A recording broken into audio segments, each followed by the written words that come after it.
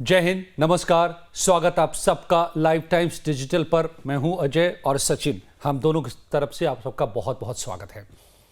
दोस्तों, जो हम लोग बार बार यहाँ पर उठा रहे हैं, हर दिन हम लोग खबरों को छानते हैं, समझते हैं अपने संपादकीय नज़रिए से कि आखिर बांग्लादेश का रुख क्या हो रहा है, क्या कर रहा है बांग्लादेश। आज उस कड़ी में जो बड़ी बात सामने आ रही है, जो हम बार बार कह रहे हैं कि वो एलिमेंट्स जिन्होंने वहां पर आंदोलन करने के नाम पर बांग्लादेश में तख्ता पलट की साजिश का वो हिस्सा बने, जो छात्र कुछ वो मोहरा जो बने, और जो एंटी डिस्क्रिमिनेटरी प्रोटेस्ट जिसको कहा गया, दरअसल वो कट्टरपंथी ताकतों के हाथ का खिलौना कैसे बने, वो तब भी और आज भी बन रहे हैं। उसका एक बड़ा एग्जाम्पल सामने आया है कि अब उन्हीं छात्रों ने मांग की है, उसी संगठन ने मांग की है कि बांग्लादेश के संविधान को बदल डालो, बांग्लादेश के संविधान को बदल डालो। क्यों बदल डालो?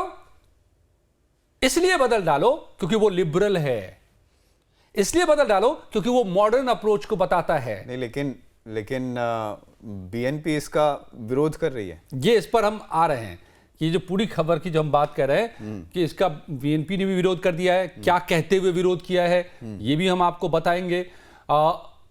इवन कि यूनुस सरकार को भी इस वक्त इतनी आम लोगों में भी इसको लेकर के रिएक्शन है कि उन गुस्सा है कि यूनुस सरकार को भी पीछे हटना पड़ा है। कहा है कि नहीं नहीं नहीं, ये हमने नहीं कही है बात। ये अब हम यूनुस सरकार, देखिए इस पर गौर कीजिए सचिन, यूनुस सरकार तो कह रही है कि हमने नहीं किया, कहा है, लेकिन यूनुस सरकार किसके हाथ का खिलौना है? उसी छात्र आंदोलन का जो चेहरा रहा है नावेद, वो है सरकार का मुख्य सलाहकार। उसी के सलाह पर अभी चल रहे हैं पूरी तरह से यूनुस साहब, और पूरी सरकार चल रही है, और वही संगठन मांग कर रहा है कि कॉन्स्टिट्यूशन को बदलो। तो भाई वो खेल साफ है। देखिए, उनकी मांग तो जायज है, जो उनकी सोच है, जिस हिसाब से वो चले हैं, जो कुछ उन्होंने किया है, छात्र आंदोलन के नाम पर तख्ता पलटी कर डाला, जो कट्टरपंथी सोच वो थोपना चाहते हैं, तो उसके हिसाब से तो ठीक है भाई। वो संविधान बदलना चाहते हैं जो शेख मुजीबुर रहमान, बिल्कुल सही कह रहे हैं आप। तो जो अब इस सब सारी इसको मैं डिटेल में थोड़ा बताऊंगा कि क्या मतलब है इसका, और जो विरोध किया है बीएनपी ने तो क्या कहते हुए विरोध किया, वो इंपॉर्टेंट है। असली सवाल यही है। लेकिन हाँ, इसी से बीएनपी और जो खबर लेकर के सचिन आए हैं, जो बताएंगे आपको कि बीएनपी और अब यूनुस सरकार के बीच में टकराव भी शुरू हो गए हैं। इस मामले को लेकर के भी कैसे, वो भी मैं बताऊंगा, लेकिन आपके पास जो खबर है जरा वो बताइए हमें। देखिए, यूनुस सरकार ने एक प्रस्ताव रखा है कि जिसमें जो वोट देने के लिए जो उम्र है वो 17 साल कर दी जाए। पहले 18 साल थी, अब 17 साल कर दी जाए। मतलब वो चाहते हैं कि एक नई पीढ़ी, एक नया ग्रुप शामिल हो, वोटर का बने, वोटर बने, वो बनाए, जो उनको वोट करे, जो यूनुस सरकार को, जो उनको वोट पहली बार मौका दे दें, पहली बार उनको मौका मिले, तो वो यूनुस सरकार का समर्थन उसको ज्यादा मिले। और इसको लेके बीएनपी भी नाराज है और जमाती इस्लामी भी नाराज है। वो उनका ये आरोप है, वो बीएनपी ये कहती है कि भाई इससे पूरी चुनाव प्रक्रिया डिले हो जाएगी, नई वोटर लिस्ट तैयार हो जाएगी, आपको फायदा होगा जाहिर तौर पर, और इसलिए आप बीएनपी को नुकसान होगा। मतलब इलेक्शन को डिले करने के लिए, हाँ, और अपने लिए वोटर खड़ा करने के लिए, नई वोटर लिस्ट और अपने नए वोटर तैयार करने के लिए। तो अच्छा जी, इसको लेकर के टकराव भी शुरू हो गया। बीएनपी ने भी विरोध कर दिया है। हाँ बिल्कुल, एकदम। और बड़ी बात आप कह रहे हैं कि जमाती ने भी विरोध कर दिया है। जमात भी विरोध कर रही है। वो भी चाहते हैं कि जल्दी से जल्दी चुनाव हो, जल्दी से जल्दी सरकार बने। तो उनका अभी चूंकि वही सेंटीमेंट चल रहा है, माहौल चल रहा है, तो उनको फायदा होगा। एंटी इंडिया वाला माहौल चल रहा है, एंटी रिलीजन वाला माहौल चल रहा है कि सभी धर्मों को एक्चुअली वो नुकसान पहुंचा रहे हैं। हिंदुओं के साथ तो किया ही है, बर्बरता, जितना डिले होगा, घर जलाए हैं, तो इस सब माहौल का फायदा जमात उठाना चाह रहा है। जितना डिले होगा उतना यूनुस सरकार को फायदा होगा। अब देखिए, हम ये बार बार आपको, मैं एक बात कहता रहा हूं यहां से कि वहां की जनता, वहां की पार्टियां, बांग्लादेश की, इन लोगों को खींचेगी कुर्सी से और इनको दूर फेंकेगी जब समझ में आएगा कि लोग कर क्या रहे हैं बांग्लादेश के खिलाफ। अब ये टकराव की बात कह रहे हैं, ये अपने नया दांव चल रहे हैं वोट डालने के लिए।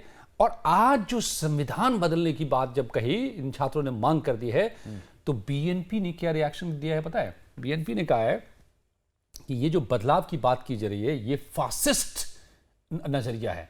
अब बीएनपी को कहना पड़ रहा है पहली बार जो बांग्लादेश नेशनलिस्ट पार्टी है, खालिदा जिया जिसकी नेता हैं, जो पूर्व प्रधानमंत्री हैं, उन्होंने उनका ये है कमेंट कि भैया ये जो है ये फासिस्ट नजरिया है, ये हिटलर शाही तरीका है कि आप कानून संविधान को बदल डालें।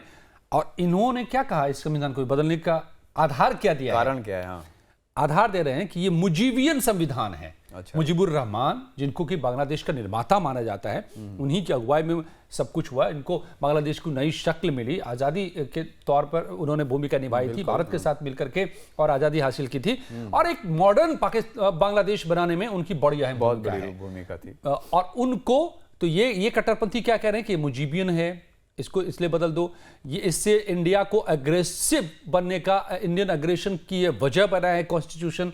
मतलब जो चीज़ें एक्चुअली मुजीबुर रहमान ने, इंडिया ने, इस कॉन्स्टिट्यूशन ने बांग्लादेश को आगे बढ़ाने का काम किया है सचिन।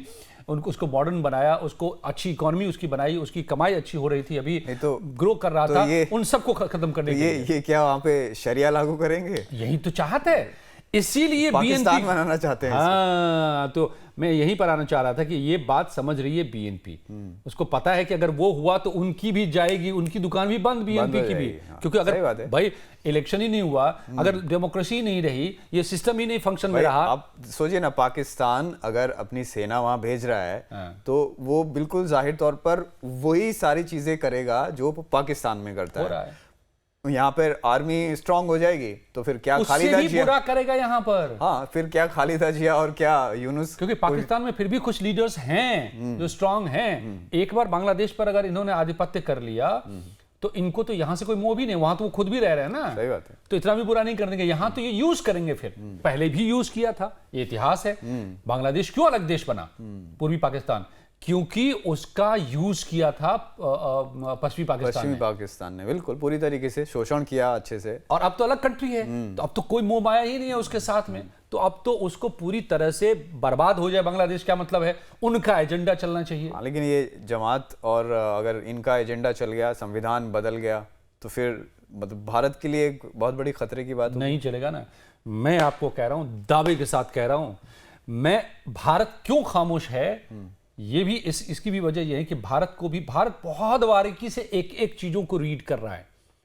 हमारा फॉरेन डिपार्टमेंट अभी जितना स्ट्रांग है, जितना एक्टिव है, पिछले 10 सालों में जो दुनिया में क्या है ना, चमत्कार किया है हमारे फॉरेन डिपार्टमेंट ने। एक बुक पढ़िए, जो हमारे फॉरेन मिनिस्टर हैं जयशंकर साहब, उनकी एक किताब है द इंडिया वे। उसमें पढ़िए तो समझ में आता है कि हमारी फॉरेन पॉलिसी ने क्या काम किया है। उस दौर में वो डिप्लोमेट हुआ करते थे, जिस दौर की पूरी कहानी बताइए। जब ट्रंप साहब पिछले दौर में आए थे, अच्छा, उस समय की उसका जो वर्ड ऑर्डर चेंज किया कि वो उन्होंने कहा कि अमेरिका फर्स्ट। पूरी दुनिया बदल गई भाई साहब, क्योंकि अमेरिका की नीति से पूरी दुनिया चलती है, एक तरीके से वो प्रभावित करती है। उन्होंने नीति को एकदम पलट दिया, तो पूरी दुनिया कैसे बदली और कैसे उसमें जगह बनाई भारत ने। ट्रंप साहब तो अभी भी इंडिया के पक्ष में ही है। पिछली बार भी उन्होंने ये बोला था। अभी अमेरिका के एनएसए ने भी यूनिस को फोन किया था। और एक और खबर मैं आपको बताऊं कि एक ग्रुप है जो बांग्लादेशी हिंदुओं का, बौद्ध और इनका ग्रुप है, उसने जाकर ट्रंप सरकार से, जो अभी आने वाली है, उनसे ये कहा है कि भाई जो कुछ वहाँ पर हो रहा है बांग्लादेश में उसको रोका जाए। हिंदुओं के खिलाफ और अल्पसंख्यकों के खिलाफ जो कार्यवाही चल रही है, और ईसाइयों के खिलाफ, जिनके घरों को अभी 17 घरों को फूका था क्रिसमस डे के दिन, उनकी रक्षा करनी चाहिए। मतलब ये सब रोका जाना चाहिए बेसिकली। तो ये बात ट्रंप साहब तो पहले ही बोल चुके हैं। बिल्कुल, वो मेरी सरकार होती तो ऐसा होता नहीं। हाँ, उनकी सरकार आएगी तो कुछ ना कुछ। और अब 21 दिन बचे हैं उनकी सरकार आने में, 20 जनवरी को अब शपथ ले लेंगे वो। तो देखिए फिर क्या होता है उधर से। तो इसमें जो बड़ी बात आज जो निकल के सामने आ रही है, जो खबर बता रहे हैं आपको सचिन, और जो खबर मैं लेकर के आया कि अब टकराव के दौर शुरू हो रहे हैं। असल बात यह है, कट्टरपंथी तो वही काम कर रहे हैं। उन्होंने अगर मांग की संविधान बदलने की तो कोई हैरानी की बात नहीं है, ये तो होना ही था। लेकिन बड़ी खबर यह है, बड़ी बात यह है कि अब टकराव इनमें आपस में शुरू हो गया। किस किस में टकराव? एक तो बीएनपी और यूनुस सरकार के बीच टकराव, एक खुद मतलब ये यूनुस सरकार और जमायती, जिसके दम पर ये लोग यहां पहुंचे हैं, कट्टरपंथी, उनके बीच टकराव। और सबसे बड़ी बात, कॉन्स्टिट्यूशन बदलने को लेकर के जो टकराव अब शुरू हुआ है, उन छात्र संगठनों जो सरकार के कंधे पे बैठे हुए हैं, ऐसे बंदूक लेकर के, यूनुस साहब के कंधे पे नावेद साहब बैठे हुए हैं, और वो सलाहकार बने बैठे हैं। यूनुस साहब के फैसले नहीं, नावेद फैसले करता है, शुरुआत जो उस आंदोलन का चेहरा था, याद होगा आपको? शुरुआत से वही नावेद हसन। वो उसी छात्र संगठन ने मांग किया कॉन्स्टिट्यूशन बदलने की। यूनुस साहब को पीछे हटना पड़ा है कि नहीं हमने ये नहीं कहा है, उसे दूरी बनाई है। तो अब छात्र क्या करेंगे वो, और नावेद साहब क्या करेंगे? तो अब सरकार और उस संगठन के बीच में भी टकराव, यानी इतने तरह के टकराव पैदा होने जा रहे हैं कि आने वाले दिनों में ये आपस में टकरा करके खत्म होंगे। सब मिल करके इनको बाहर करेंगे और फिर से बांग्लादेश में लोकतंत्र की बहाली होगी। ये मेरा दावा तो मैं नहीं कह सकता हूं, लेकिन पूरा का पूरा अंदाजा है। आप लोग भी देखिएगा। क्या आपको क्या लग रहा है? बिल्कुल सही बात है, बिल्कुल। ये उनके लिए भी इतना आसान नहीं है, बर्बाद हो जाएगा, बर्बाद हो जाएगा। तो क्या अब समझ में आने लगी है सबको बात, ये लोग किधर ले जाना चाह रहे हैं। सरकार चलाना अपने आप, और वो भी इस तरीके से कि वही कोई संगठन आ जाता है कट्टरपंथी, उसके हिसाब से सरकार चल पाएगी क्या? और बांग्लादेश को डिरेल कर रहे हैं ना, डिरेल कर रहा है। देख रहे हैं ना इकोनॉमी की क्या हो रही है ऐसी की तैसी। ये तो शुरुआत है, अभी वो जो करना चाह रहे हैं, उनके जो इरादे हैं, वो तो उसको सीरिया बनाना चाह रहे हैं, वो उसको फिलिस्तीन बनाना चाह रहे हैं। भारत के बिना तो ये सरकार चलाना या देश बनाना, प्रोग्रेस करना वो संभव नहीं है। भारत से दुश्मनी करके बांग्लादेश का नुकसान ही है। जब पाकिस्तान नहीं सस्टेन कर पा रहा है भारत से दुश्मनी करके, पहले के दौर में ये होता था प्री मोदी एरा में कि वो आतंकी भेजते थे और हम उनको सामान भेजते थे। मोदी एरा में बोला कि नहीं, आतंकी भेजना बंद करो, तब नहीं तो बाकी सब खत्म। तो देखिए पाकिस्तान की क्या हालत हो गई और दुनिया भर से भी उसको घेरा है। तो लब्बो लुबाब ये दोस्तों कि बांग्लादेश में उस प्रोसेस की भी शुरुआत हो गई है जो इस वक्त बांग्लादेश को कब्जे में लेकर रखा है इन कट्टरपंथियों ने और बाहरी ताकतों ने। उनके षड्यंत्र को समझ में आने लगी है अब लोगों को, वहां की पार्टियों को, वहां के लोगों को, सबको। तो आने वाले दिनों में ये प्रोसेस शुरू हो रहा है कि इनको बाहर करेंगे। ये बात हम आपको शुरू से कह रहे हैं और आज इसकी झलक अब साफ तौर पे दिख रही है। आपको क्या लगता है, आप क्या सोचते हैं? आप लिखिए, हमें कमेंट्स कीजिए। मैं कमेंट्स पढ़ रहा था, आपकी अपनी राय हो सकती है, कई अग्रेसिव कमेंट्स होते हैं। गुजारिश ये रहेगी कि हम सिर्फ एनालाइज करते हैं, हम कोई पक्ष नहीं लेते हैं। तो आप कतई ये ना समझे कि हम पक्ष लेकर बोल रहे हैं। हम बिल्कुल न्यूट्रल और बांग्लादेश के हित में बात कर रहे हैं। बांग्लादेश के खिलाफ जो हो रहा है उसके सिर्फ इसलिए नहीं कि इंडिया से दुश्मनी लेने में इंडिया का उतना नुकसान नहीं है, जिससे 100 गुना ज्यादा बांग्लादेश का नुकसान है। इसलिए हमको उसकी भी नहीं परवाह है। परवाह है तो एक पड़ोसी मुल्क में, बांग्लादेश में तबाही आ जाएगी और 18 करोड़ लोग वहां के बेमौत मारे जाएंगे। इसकी जरूर चिंता हम करते हैं।